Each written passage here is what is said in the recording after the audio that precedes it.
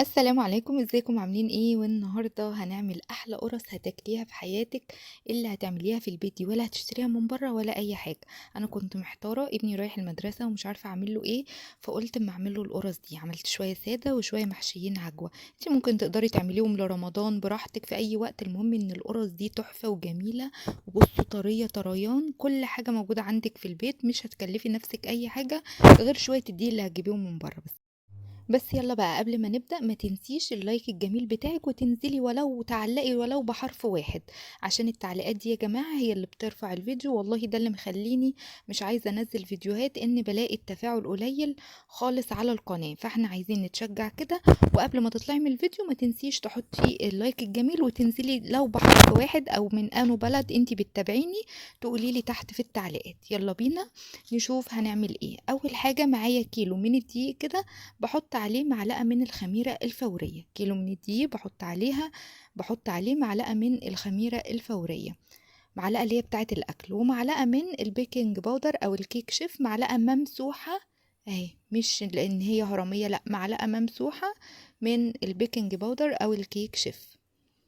تمام، كل المقادير الجافة هنحطها كده مع بعض. لو انت حابة تحطي الخميرة مع اللبن مفيش أي مشكلة، حطيتيها مع الدقيق مفيش اي مشكلة برضو. بعد كده هنشوف السكر بتاعنا هنحط قد ايه.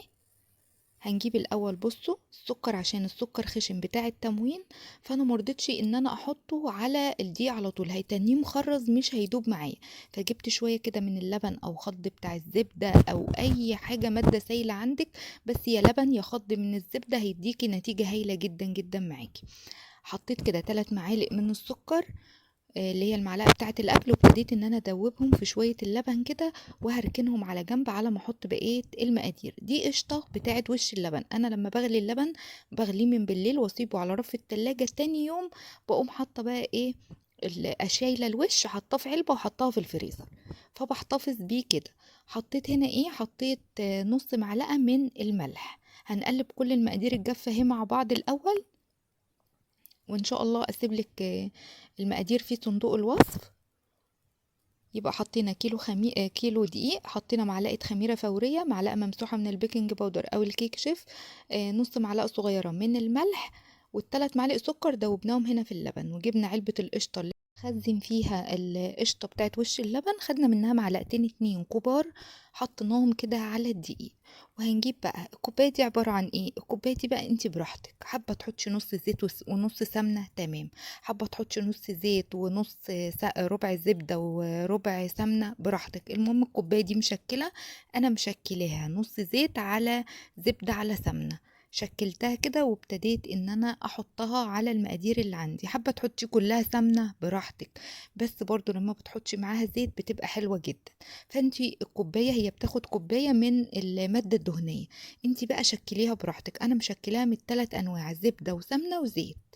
تمام. حطينا بقى كل المقادير اهو مع بعض، هنبتدي نفرك كده، نخليهم عاملين زي الرملة المبلولة، الدقيق مع كوباية المادة الدهنية اللي احنا حطيناها بالمقادير اللي احنا حطيناها فيها. وهنبتدي نفرك الدقيق كله كده مع بعضه لغاية ما يبقى عامل عندنا زي الرملة كده المندية، ان كل دي اتشرب من المادة الدهنية اللي احنا حطيناها دي. لازم تعملي الخطوة دي قبل ما تحطي اللبن او السوائل اللي انت هتحطيها، لازم تفركي كده تشربي الدقيق كله من المادة الدهنية اللي انت حطاها. ده بيفرق معاكي في العجينة، وبيديكي نتيجة ممتازة في العجينة وفي القرص اللي هتاكليها، هتفرق في الطعم. هنا اهو بعد ما فركت كل دي بالمادة الدهنية بقى عامل ازاي. هبتدي بقى عندي كوبايتين اتنين اهمت من اللبن او خض بتاع القشطة اللي انتي بتضربيه وبتطلعي زبدة المتاح عندك. انا كان عندي شوية وكملتهم باللبن، كان عندي شوية من الخض بتاع الزبدة ده وحطيت عليهم وكملتهم لبن. هنحط الكوبايتين الاول وهنشوف هيحتاج تاني ولا لا. حطيت كوباية ونص الاول وهبتدي اعجن، وبعد كده هشوف هيحتاج معايا تاني العجينة ولا لا. اهو بصوا، تبتدي ان انتي بقى تعجنيها كويس جدا جدا دي يبقى جميع الاستعمالات. انا بجيب اللي هو دقيق الاهرام، ادي بقيه الكوبايه التانية حطيناها، وهبتدي ان انا اعجن. ما تحطيش كل الماده السائله مره واحده، لان طبعا نوعيه الدقيق بتفرق، انتي مش عارفه هياخد معاكي الماده السائله ولا لا. فانا بستعمل زي ما بقول لكم دقيق الاهرامات، فهو نتيجته كويسه جدا وحلوه قوي في المعجنات، انا بحب استخدمه قوي. هبتدي ان انا اعجن كده، وهجيب شويه من الخض تاني وهحط، لان الدقيق متقبل ان هو بيشرب معايا المادة السائلة. جبت بقى نص كوباية هي كمان من اللبن، وهبتدي ان انا احطها للعجين. يبقى هياخد معايا قد ايه العجينة؟ هتاخد معايا كيلو دقيق، اخد معايا كوبايتين 2.5 من اللبن، او زي ما قلتلك الخض بتاع الزبدة، او انتي عاملاهم ميكس ما بينهم هما الاتنين براحتك، او استعملتي لبن صافي لو ما عندكيش الخض ده. وبتبتدي ان انتي تعجني بقى كويس جدا جدا. يبقى اخد معايا كوبايتين 2.5. انتي زي ما بقولك ابتدي بكوباية ونص، واحدة واحدة، اخد معاكي تدريجيا لغاية كوبايتين ونص، حلو جدا. اخد معاكي اقل من كده تمام، اخد معاكي ازيد من كده بشوية تمام. انا عندي نوعية الدقيق اخدت معايا كده زي ما انا قلتلك. هبتدي بقى اعجنها كويس قوي.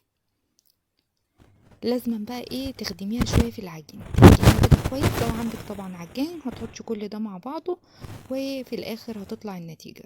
هنعجنها بقى اهو، بصوا جبنا المفرش وهنبتدي ان احنا نعجن عليه رايح جاي كده، وتبتدي ان انتي تعجني بمنتهى السهولة لغاية ما العجينة تنعم معاكي، وتحسي كده ان هي بقت شبه اللبانة بتتمط معاكي في ايدك، وتبقى حلوة جدا جدا. وهي هتنعم كتر ما هتعجني فيها، كتر ما هتنعم معاكي. ابصي هتنيكي بقى راحة جاية اهو، لغاية ما العجينة تبقى مظبوطة في ايدك. بصي الجمال اهي. وهنحطها كده بقى في الطبق بعد ما عجناها كويس، وهنغطيها وهنسيبها تريح معانا.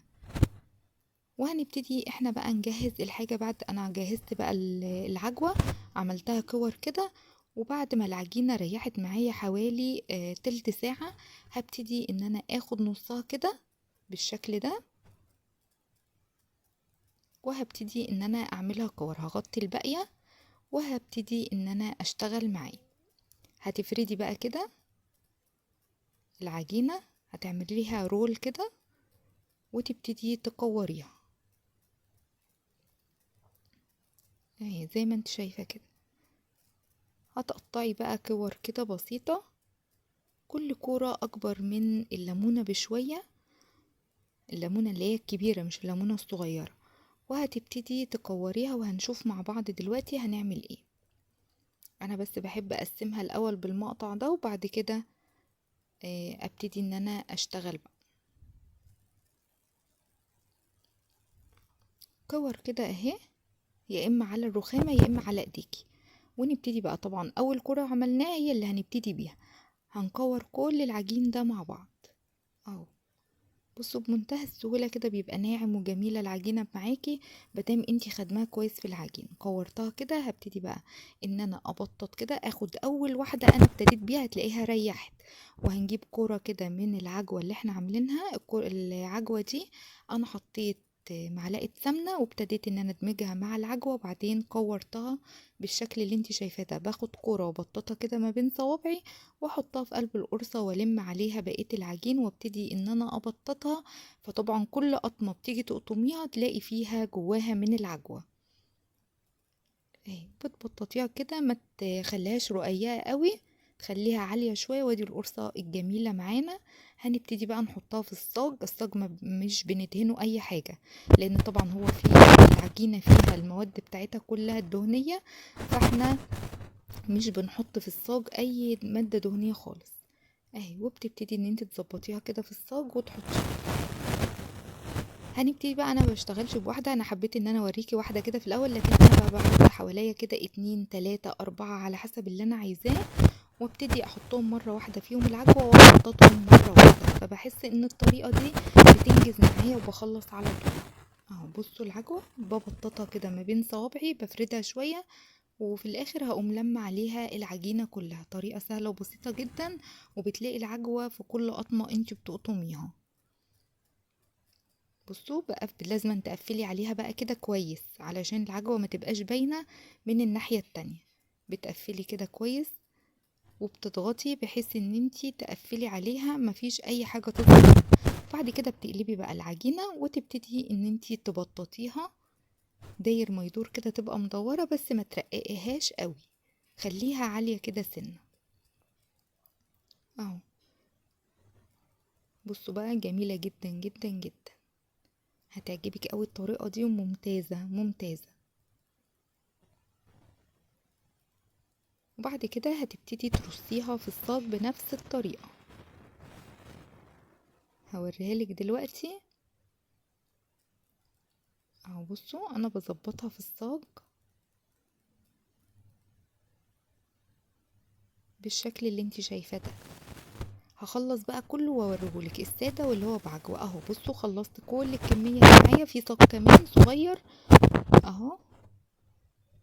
هبتدي ان انا اهو، ده الصاج صغير كمان، دي الكميه اللي طلعت معايا. هبتدي ان انا بقى حطيتها في الفرن، سبتها تخمر وبعد كده طلعتها وشغلت بقى الفرن على اعلى درجه حراره، وحطيت الشبكه فوق في الرف اللي هو فوق خالص اللي تحت الشوايه، بس الشوايه مش قايده. وبخلي النار عالية جدا، بسخن الفرن كويس لمدة ربع ساعة، وابتدي احط القرص فيه. بتطلع بمنتهى الجمال اللي انتوا شايفينها دي، والوش بتلاقيه يحمر لوحده، محمرش معاكي ولعي عليه الشواية. وما تسيبهاش كتير في الفرن، يا دوب هما 10 دقايق، من 10 دقايق لربع ساعة بتلاقيها استوت. في الفترة دي ضيري الصاج في نص المدة كده، ضيريه هتطلع معاكي النتيجة ممتازة جدا. دي اللي بعجوة اللي انا وريتها لكم، ودي السادة. بصوا القلب هاشش وجميل جدا جدا. بصوا لسه الصهد طالع منها جميلة قوي قوي وطرية. هتعجبك الطريقة، جربيها. ما تنسيش بقى اللايك وتعليق ولو بحرف واحد او من انو بلد انت بتتابعيني.